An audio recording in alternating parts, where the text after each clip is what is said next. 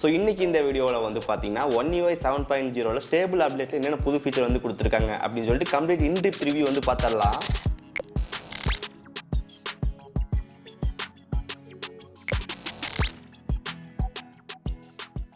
First of all, home screen changes என்ன பண்ணிருக்காங்கன்னு சொல்லி பார்க்கலாம்.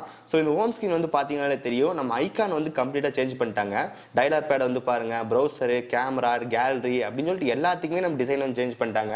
One UI 6.1 ஐகான் இந்த மாதிரி இருக்கும், One UI 7 ஐகான் வந்து பாருங்க எந்த மாதிரி இருக்கு அப்படின்னு சொல்லிட்டு. ஸோ கம்ப்ளீட்டாக சேஞ்ச் பண்ணிட்டாங்க. தென் மேலே பேட்டரி இண்டிகேட்டர் வந்து பாருங்க, அதையும் நம்ம கம்ப்ளீட்டாக சேஞ்ச் பண்ணிட்டாங்க. தென் அதுக்கப்புறம் இந்த கிளாக் ஸ்டைல் வந்து பாருங்க. ஸோ ஓல்டு கிளாக் ஸ்டைல் வந்து இது, இப்போ நம்ம புது கிளாக் ஸ்டைல் இந்த மாதிரி வந்து மாற்றிருக்காங்க. நம்ம ஃபர்ஸ்ட் டைம் ஹோம் ஸ்க்ரீனை பூட் பண்ணி நம்ம பார்க்கும்போது இந்த மாதிரி சேஞ்சஸ் நம்மளால பார்க்க முடியுது. நெக்ஸ்ட் ஒன் நோட்டிஃபிகேஷன் பேனல் என்ன சேஞ்ச் பண்ணிருக்காங்கன்னு சொல்லி பார்க்கலாம். நோட்டிஃபிகேஷன் ஸ்டைல் பொறுத்த வரைக்கும் புது ஸ்டைல் வந்து கொடுத்துருக்காங்க. பட் அதுக்குன்னு இந்த பழைய ஸ்டைல் ரிமூவ் பண்ணல. ஸோ பழைய ஸ்டைலுக்கான ஆப்ஷன் இங்கே அவைலபிளாக இருக்கு. தென் அதுக்கப்புறம் இந்த பிரைட்னஸ் ஸ்லைடர்லாம் வந்து பார்த்தீங்கன்னா தெரியும், நமக்கு ஒரு சின்ன கிரேடியன்ட் லுக்கில் வந்து கொடுத்துருக்காங்க. நமக்கு இன்னும் நல்லா கர்வ் பண்ணியிருக்காங்க. புதுசாக வந்திருக்க அந்த பேனல் நீங்கள் யூஸ் பண்ண நினைச்சீங்க அப்படின்னா மேலே எடிட் பட்டன் இருக்கும். அது எடிட் பட்டனில் வந்து பார்த்தீங்கன்னா பேனல் செட்டிங்ஸ் வந்து கொடுத்துருப்பாங்க. அதை செலக்ட் பண்ணும்போது நமக்கு வந்து டுகெதர் செப்பரேட் இருக்கும். செப்பரேட் கொடுத்துட்டோம் அப்படின்னா நம்ம லெஃப்ட் சைடில் ஸ்வைப் பண்ணோம் அப்படின்னா நோட்டிஃபிகேஷன் வரும், ரைட் சைடில் ஸ்வைப் பண்ணோம் அப்படின்னா நமக்கு வந்து குயிக் செட்டிங்ஸ் எல்லாமே வரும். ஸோ இந்த மாதிரி ரெண்டு ஸ்டைல் வந்து இருக்கு. உங்களுக்கு ஓல்டு ஸ்டைல் வேணும்னாலும் வச்சுக்கலாம், புது ஸ்டைல் வேணும்னாலும் வச்சுக்கலாம். இந்த நோட்டிஃபிகேஷன் பேனல் இன்னொரு டிஃபரன்ஸ் வந்து பார்க்க முடியும். மேலே வந்து பாருங்க ரெண்டு வைஃபை ப்ளூடூத் இருக்கு. அது கீழே நமக்கு வந்து பார்த்தா குயிக் டைல்ஸ் வந்து கொடுத்துருக்காங்க. அது கீழே நம்ம இந்த பிரைட்னஸ் வால்யூம் பேனல் வந்து கொடுத்துருக்காங்க. அது கீழே நமக்கு ஒரு சில ஸ்மார்ட் திங்ஸ் அதெல்லாம் வந்து இருக்கு. ஒவ்வொரு இதுக்கும் நம்ம செப்பரேட் பண்ணி வந்து கொடுத்துருக்காங்க. இது உங்களால் கம்ப்ளீட்டாக ரீஅரேஞ்ச் பண்ணிக்க முடியும். எடிட் பட்டன் செலக்ட் பண்ணிட்டு ஜஸ்ட் உங்களுக்கு எது வேணுமோ அதை வந்து பார்த்தா மேலே கீழே வர மாதிரி நம்மளால வந்து பார்த்தா மூவ் பண்ணிக்க முடியும். தென் அதுக்கப்புறம் அந்த பிரைட்னஸ் ஸ்லைடர் இருக்கு. அதை நீங்கள் லாங் பிரஸ் பண்ணும்போது அடாப்டிவ் பிரைட்னஸ் ஆன் பண்றது, தென் பிரைட்னஸ்லாம் கண்ட்ரோல் பண்ணிக்க முடியும். இதே sound and effect long press பண்ணீங்க அப்படின்னா அங்கே உங்களுக்கு வந்து ஃபுல் பேஜ் செட்டிங்ஸ் வந்து ஓப்பன் ஆகும். அந்த ஈக்குவலைசர் நம்மளால கண்ட்ரோல் பண்ணிக்க முடியும். ஸோ இந்த மாதிரி லாங் பிரஸ் பண்ணி நம்ம ஒரு ஸ்லாக்ஸ்லாம் கண்ட்ரோல் பண்ணிக்கலாம். ஓவராலாக நோட்டிஃபிகேஷன் பேனல் இந்த மாதிரி சேஞ்சஸ் எல்லாம் பண்ணியிருக்காங்க. மேலே அந்த கிரேடியன்ட் லுக் பார்க்க நல்லாவே இருக்கு. நெக்ஸ்ட் நமக்கு வந்து பேட்டரி பேஜில் வந்து எந்த மாதிரி சேஞ்ச் பண்ணியிருக்காங்க அப்படின்னு சொல்லி பார்க்கலாம். இங்கே மேலே பார்த்தீங்கன்னாலே தெரியும் பேட்டரியோட ஐக்கான் வந்து மாற்றிட்டாங்க. அந்த பேட்டரிக்குள்ள நமக்கு அந்த பர்சன்டேஜ் வந்து காட்டும். அந்த பர்சன்டேஜ் வந்து நம்ம வெளியே வந்து காட்டுற மாதிரி வைக்க முடியல. அது நம்ம 4 பக்கம் வந்து பார்த்தீங்கன்னா தெரியும், நல்லா கர்வாய் வந்து பார்த்தீங்கன்னா கொடுத்துருக்காங்க. பேட்டரி ப்ரொடக்ஷனுக்கு நம்ம இங்கே ஒரு புது செட்டிங்ஸ் வந்து ஆட் பண்ணியிருக்காங்க. செட்டிங்ஸில் பேட்டரி போனோம் அப்படின்னா அங்கே வந்து பேட்டரி ப்ரொடக்ஷன் இருக்கு. ஸோ அது ஆல்ரெடி இருந்தது தான். இப்போ அங்கே மேக்ஸிமம் செலக்ட் பண்ணும்போது 80%, 85%, 95% அப்படின்ற மாதிரி செலக்ட் பண்ணிக்க முடியும். அதாவது இப்போ 90% செலக்ட் பண்ணிட்டோம் அப்படின்னா நம்ம டிவைஸ் சார்ஜர் கனெக்ட் பண்ணிக்கும் போது 90% மட்டும் சார்ஜ் ஏறும், 90க்கு மேலே சார்ஜ் ஏறாது. அது அப்படியே டோட்டலாக கட் ஆஃப் பண்ணி விட்டுரும். ஸோ அந்த மாதிரி ஒரு ஃபீச்சர் நமக்கு இங்கே பேட்டரி செட்டிங்ஸ் வந்து கொடுத்துருக்காங்க. தென் அதுக்கப்புறம் டிவைஸ் நம்ம சார்ஜரில் கனெக்ட் பண்ணும்போது இந்த லுக் வந்து பாருங்க, நம்ம சூப்பர் ஃபாஸ்ட் சார்ஜிங் வந்துச்சு அப்படின்னு ஒரு லுக் வந்து வருது, நார்மலாக ஃபாஸ்ட் சார்ஜிங் அப்படின்னு ஒரு லுக் வந்து வருது.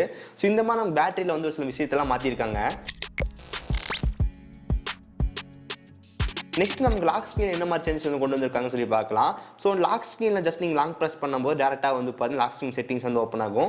அங்கே உங்களுக்கு வந்து பார்த்தா பழைய ஸ்டைல் எல்லாமே அவைலபிளாக இருக்குது. அந்த கிளாக் ஸ்டைல் எல்லாமே கொடுத்துருக்காங்க. ஃபாண்ட் அண்ட் கலர் பக்கத்தில் ஸ்டைல் வந்து கொடுத்துருக்காங்க. ஸோ இதெல்லாமே நம்ம புது கிளாக். ஸோ இந்த கிளாக்கெல்லாம் கொஞ்சம் டிஃப்ரெண்ட்டாக நல்லாவே இருக்குது. லாக் ஸ்க்ரீன் பொறுத்த வரைக்கும் புதுசாக நிறைய ஃபீச்சர் வந்து ஆட் பண்ணல. ஜஸ்ட் அந்த கிளாக் ஸ்டைல் மட்டும் வந்து புதுசாக ஆட் பண்ணியிருக்காங்க.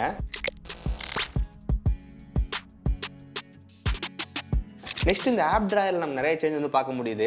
ஸோ ஃபர்ஸ்ட் ஆஃப் ஆல் இந்த ஆப் டிராயரில் சர்ச் வந்து பார்த்தீங்கன்னா தெரியும், சர்ச் முதல்ல மேலே இருந்துச்சு. ஸோ இப்போ நமக்கு வந்து பார்த்தீங்கன்னா கீழே வந்து கொண்டு வந்துட்டாங்க. நம்ம ஒன் ஆன் மோடில் யூஸ் பண்ணும்போது இந்த கீழே இருக்கிற சர்ச் ரொம்ப யூஸ்ஃபுல்லாக இருக்கும். தென் அதுக்கப்புறம் மேலே வந்து பார்த்தீங்கன்னா தெரியும் பர்சனல், அதுக்கப்புறம் டிஸ்கவர் வந்து கொடுத்துருக்காங்க. நம்ம டிவைஸ் என்னென்ன ஆப் இன்ஸ்டால் பண்ணி வச்சிருக்கோமோ அது எல்லாமே பர்சனலாக வந்து காட்டுது. டிஸ்கவர் பேஜில் நமக்கு வந்து பார்த்தீங்கன்னா கேலக்ஸி ஸ்டோரில் இருக்கிற ஆப்ஸ் எல்லாமே நமக்கு இங்கே வந்து பார்த்தீங்கன்னா காட்டுது. ஸோ நம்ம இங்கிருந்தே வந்து இன்ஸ்டால் பண்ணிக்க முடியும். இது எதுக்கு இந்த மாதிரி வந்து கொண்டு வந்திருக்காங்கன்னு தெரியல. நல்லவே நமக்கு இதுலேருந்து எந்த விதமான ஆட் வந்து வரதில்லை, அது வரைக்கும் நல்லது. ஸோ இங்கே 2 கேட்டகரி வைஸ்ல வந்து கொடுத்துருக்காங்க. தென் கீழே 3 டாட்ல வந்து ஷார்ட் அதில் போனோம் அப்படின்னா கஸ்டம் ஆர்டர், ஆல்பாபெட்டிக் ஆர்டர் அப்படின்னு இருக்கு. ஆல்பாபெட்டிக் ஆர்டர் செலக்ட் பண்ணும்போது வந்து பாருங்க நமக்கு அப்படியே ஆப் டிராயர் மேலே இருந்து கீழே போகிற மாதிரி இருக்கு. தென் சைடில் நமக்கு அந்த ஏபிசி லெட்டர் வந்து வரும். நம்ம ஈஸியாக வந்து பார்த்தா ஆப் ஃபைண்ட் பண்ணுறதுக்கு ரொம்ப யூஸ்ஃபுல்லாக இருக்கும். திரும்பி ஷார்ட்டில் போயிட்டு கஸ்டம் ஆர்டர் கொடுத்தோம் அப்படின்னா பழைய ஸ்டைல் வந்து இருக்கு. ஸோ இந்த மாதிரி நமக்கு ஆப் டிராயர் வந்து நிறைய சேஞ்ச் வந்து பண்ணியிருக்காங்க. Okay, next one edge panel. அதாவது நம்ம டிவைஸை சைட்லேருந்து ஸ்வைப் பண்ணோம் அப்படின்னா அந்த பேனல் வந்து வரும். எட்ஜ் பேனல் நம்ம நிறைய விஷயத்தை ஆட் பண்ணிக்க முடியும். இந்த கேலக்ஸி ஸ்டோரில் போனோம் அப்படின்னா அங்கே நிறைய பேனல்ஸ் வந்து இருக்கும், அது எல்லாமே நம்ம இன்ஸ்டால் பண்ணிக்க முடியும். ஸோ 1 இயர் 6 வரைக்கும் அந்த ஆப்ஷன் வந்து கொடுத்துருந்தாங்க. இப்போ 1 இயர் 7ல் வந்து பார்த்தா அந்த ஆப்ஷன் சுத்தமாக வந்து கிடையாது. அந்த கேலக்ஸி ஸ்டோர் அப்படின்னு இருக்கும் கீழே, அந்த ஆப்ஷனை ரிமூவ் பண்ணிட்டாங்க. ஸோ இப்போ நமக்கு வந்து பார்த்தா டிஃபால்ட்டாக இருக்க அந்த ஹெச் பேனல் மட்டும் தான் யூஸ் பண்ண முடியும். ஸோ நம்மளால கேலக்ஸி ஸ்டோரில் போயிட்டு எந்த விதமான ஹெச் பேனல் டெவலப் பண்ணி யூஸ் பண்ண முடியாது. நெக்ஸ்ட் ஒன் நவ் பார். ஸோ இந்த ஃபீச்சர் நமக்கு 1 இயர் 7ல் வந்து புதுசாக வந்து கொடுத்துருக்காங்க, நல்லாவே இருக்கு. செட்டிங்ஸில் நவ் பார் அப்படி சர்ச் பண்ணோம் அப்படியே டேரெக்டாக வந்து ஓப்பன் பண்ணிக்கலாம். இங்கே உங்களுக்கு வந்துட்டு media player, Samsung Health, then clock, voice recorder, Samsung note, emergency sharing இந்த மாதிரிலாம் வந்து கொடுத்துருக்காங்க. இந்த பேஜில் நம்மளால கஸ்டமைஸ் பண்ணிக்க முடியும், அந்த நவ் பார்ல எது காட்டணும் காட்டக்கூடாது அப்படின்னு சொல்லிட்டு. இப்போ எக்ஸாம்பிளுக்கு நான் கிளாக் ஆப் போயிட்டு டைமர் வந்து ஆன் பண்ணிட்டேன். இப்போ டைமர் ஆன் பண்ணிட்டு ஸ்வைப் பண்ணும்போது நமக்கு மேலே நோட்டிஃபிகேஷன் பேனல் பார்த்தீங்கன்னா தெரியும், நம்ம சின்னதாக வந்து டைமர் வந்து காட்டுது. ஸோ மற்ற யூஏலாம் வந்து பார்த்துருப்போம், அந்த நாச்சில் வந்து காட்டும். அதே மாதிரி இங்கே சாம்சங் இந்த மாதிரி வந்து காட்டுது. ஓகே, இங்கே மட்டும் தான் காட்டுமான்னு சொல்லி கேட்டினா கிடையாது. நம்ம லாக் ஸ்க்ரீனில் வந்து பார்த்தீங்கன்னாலே தெரியும், சின்னதாக நமக்கு ஒரு ரன் ஆகிட்டு இருக்கும். இந்த இடத்துல வந்து பாருங்க எப்படி இருக்குது அப்படின்னு சொல்லிட்டு. இப்போ எக்ஸாம்பிள் நீங்கள் மியூசிக் வந்து ஆன் பண்ணியிருக்கீங்க அப்படின்னா அதுவும் நமக்கு இந்த நவ் பார்ல வந்து காட்டும். ஸ்வைப் அப் பண்ணும்போது நம்ம ஸ்விட்ச் பண்ணிக்க முடியும். இந்த மாதிரி நவ் பார் வந்து கண்ட்ரோல் பண்ணிக்க முடியும். தென் அதுக்கப்புறம் கிளிக் பண்ணீங்க அப்படின்னா ஃபுல் ஸ்க்ரீன் வந்து ஓப்பன் ஆகும். ஸோ இப்போ நமக்கு அந்த மியூசிக் பிளேயர் வந்து பாருங்க ஃபுல் ஸ்க்ரீனில் எப்படி இருக்குது அப்படின்னு சொல்லிட்டு. தென் அதுக்கப்புறம் ஏதாவது ஒர்க் அவுட் பண்ணிட்டு இருக்கீங்க அப்படின்னா அதுவும் உங்களுக்கு நவ் பார்ல வந்து பார்த்தீங்கன்னா காட்டும். இந்த மாதிரி நமக்கு இந்த நவ் பார் வந்து ஒர்க் ஆகும். இந்த மாதிரி நமக்கு ஒரு சில மேஜரான ஃபீச்சர் இங்கே 1 இயர் 7 வந்து பார்க்க முடியுது. இது இல்லாமல் நிறைய யூனிக்கான சேஞ்சஸ் இன்னும் நிறைய இருக்குது. ஸோ அதெல்லாம் ஒன் பை ஒன்னாக பார்க்கலாம்.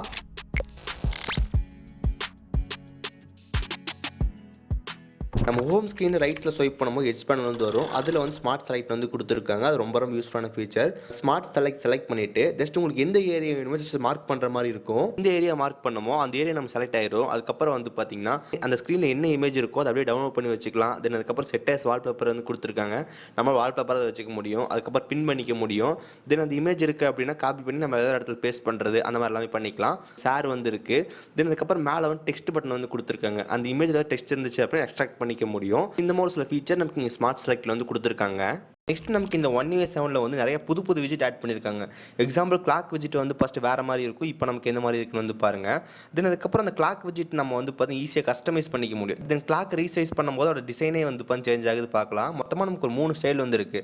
ஜஸ்ட் உங்களுக்கு அந்த கிளாக் வந்து பெருசாக இருக்கிற மாதிரி, ஸ்மாலாக இருக்கிற மாதிரி, தென் அதுக்கப்புறம் வந்து பார்த்தீங்கன்னா கிளாக் டேட்டு காட்டுற மாதிரி, இந்த மாதிரி நம்ம விஜிட்லாம் வந்து கண்ட்ரோல் பண்ணிக்க முடியும். தென் விஜிட் பேஜில் போனோம் அப்படின்னா எல்லாமே நியூவாக வந்து அப்டேட் பண்ணியிருக்காங்க. அந்த இடத்துல ஷேப்பும் நமக்கு ஒரு டிஃப்ரெண்ட்டான ஷேப் வந்து கொடுத்துருக்காங்க, இங்கே பார்த்தீங்கன்னாலே தெரியும். தென் அதுக்கப்புறம் இந்த ஷேப் வந்து பாருங்கள், நம்ம கேலரியில் இருக்கிற ஃபோட்டோஸ் எல்லாமே நமக்கு இந்த மாதிரி ஷேப்பில் வந்து காட்டும். அதுக்கப்புறம் இந்த கர்வ் வந்து பார்க்கலாம் எப்படி ஆயிருக்குன்னு வந்து பாருங்கள். ஸோ இந்த மாதிரி விஜிட் பேஜ் நிறைய சேஞ்ச் பண்ணியிருக்காங்க. நெக்ஸ்ட் இந்த கேமரா ஆப் வந்து பாருங்கள். இந்த கேமரா ஆப்பில் நமக்கு அந்த கண்ட்ரோல்ஸ் எல்லாமே மேலே வந்து இருக்கும். இப்போ நம்ம ஒன் ஹேண்ட் மோடில் யூஸ் பண்ணுற மாதிரி வந்து பார்த்தீங்கன்னா கீழே வந்து கொடுத்துட்டாங்க.